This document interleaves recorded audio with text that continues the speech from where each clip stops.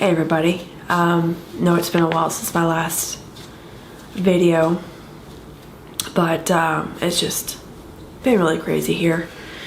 The baby, who's now 2, but I guess he's always gonna be our baby, still isn't sleeping. To the point where I asked a lot of my friends if this was something that their kids did, because with my oldest, he went through a period of time where he didn't sleep, and it was pretty consistent, but it was so long ago I don't remember what age he was, but it feels like it wasn't at the 2 stage. It felt like it might have been like when he was older, but anyways, so baby's not sleeping.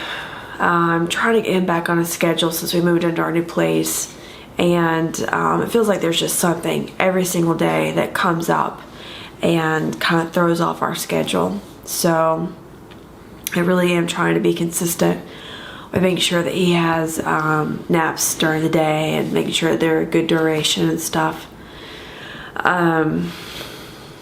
We got sick last week. I'm still trying to get over it. So not only is that playing into him not sleeping well, but it's also playing into his moods. And so we had a really rough patch for 2 or 3 weeks where he was just super unpleasant, screaming, throwing tantrums, not listening or following directions. I mean, just nothing. I mean, just had no positive movement on trying to correct his behavior. And so I realized just recently that there's just some things that they're not dangerous.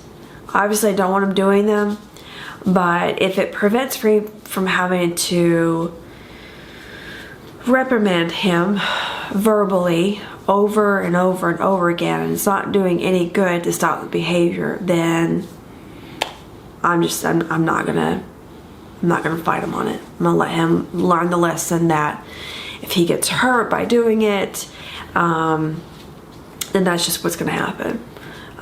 There are more important things that I need to work on with him than always be nagging him over the small stuff. So it's finally warm out here, warm enough for me to feel okay taking him outside so he's not going to get sick. So I know that with him being an active child, it's difficult being inside on the cold days. So we're going to start getting outside, being active again, or taking walks and so on and so forth. And hoping that that will be able to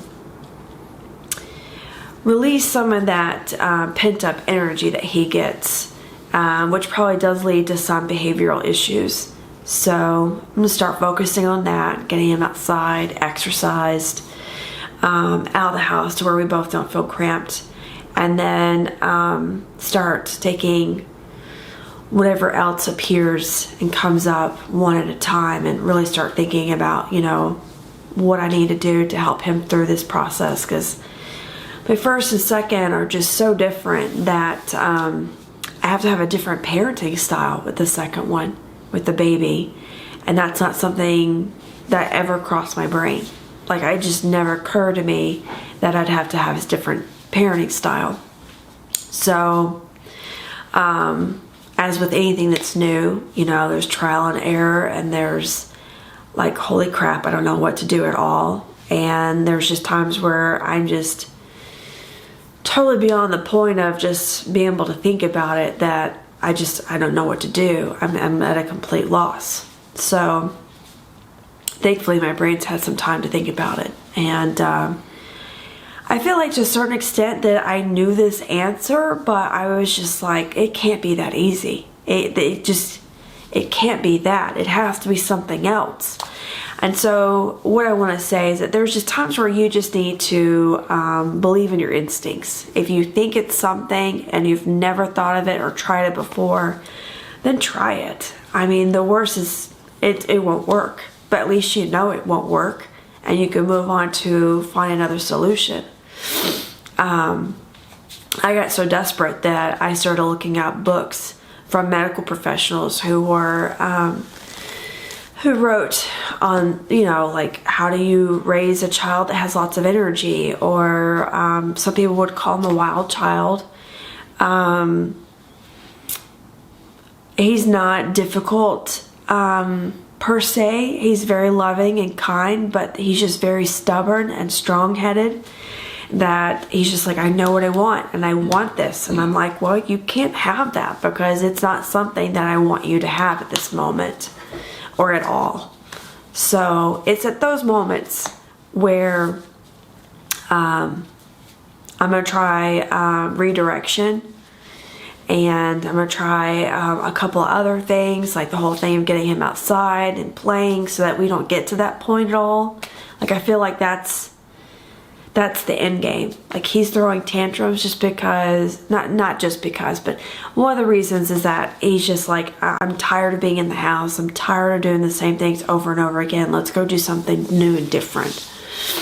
So anyways, this is not very focused in talking, but I hope you get the point across, is that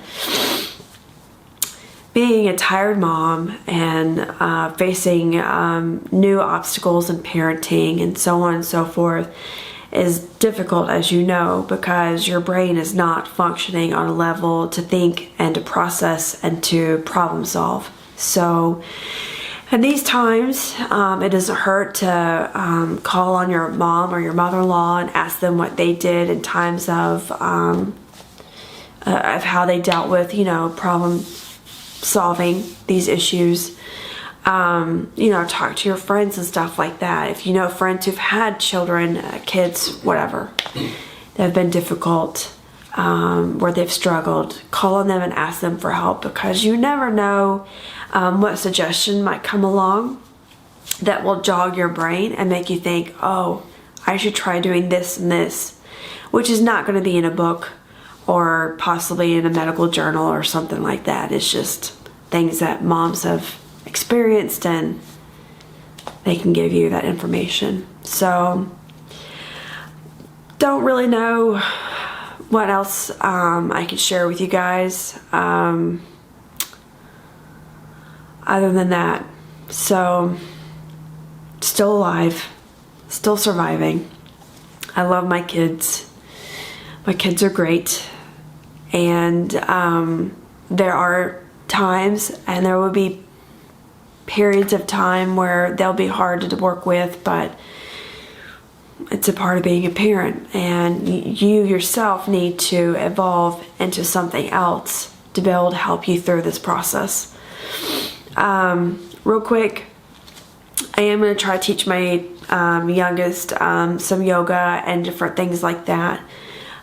He loves having dance parties, so I'm going to try to use those to help him through the tantrum process. And so I guess what I'm really trying to get down to is focusing on how to help him through the process of his tantrums, how to deal with his feelings, how to express them, and letting him know that there's other ways than screaming to express your feelings and your frustrations. And which is crazy that I'm having to think about this at 2, but that's just where he is development wise. I'm trying to set up boundaries, but that's difficult with a stubborn 2-year-old. So again, it's a work in progress. Anyways, have a great night. Take care of yourself, and I'll talk to you soon.